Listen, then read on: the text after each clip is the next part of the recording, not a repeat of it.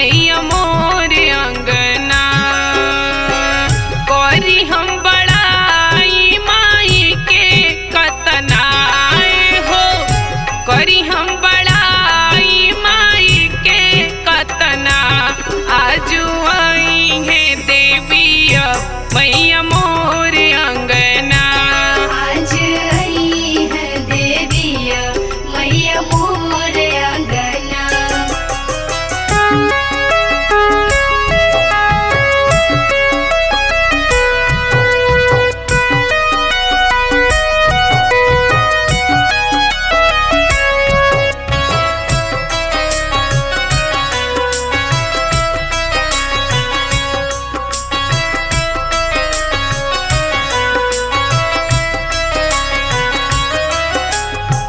होते भिनु सारावा चिरैया लागल बोले। चिरैया लागल बोले, चिरैया लागल बोले।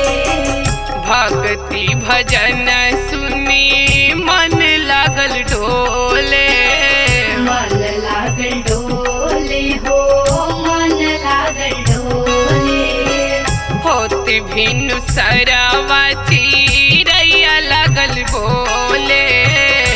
भक्ति भजन सुनी मन लागल डोले।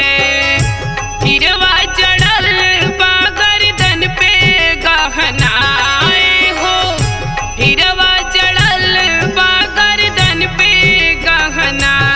आजू आई है भवानी मैया मोर अंगना।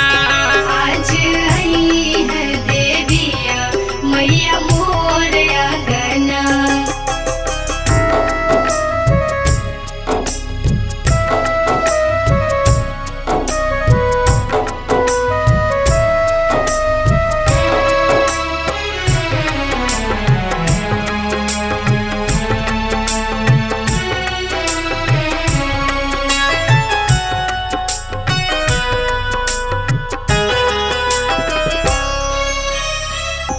गैया की गोबरा से अंगना लिपैबो।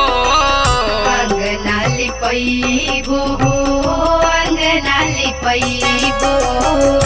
पंडित बेटौआ से पाठ पढ़वैबो। पाठ पढ़वैबो हो, पाठ पढ़वैबो। गैया की गोबरा से अंगना लिपैबो। पंडित बेटौआ से पाठ पढ़वैबो। गाँव के नौनिया करे चौका चनना हो, गाँव के नौनिया करे चौका चनना। आजू आई है देवी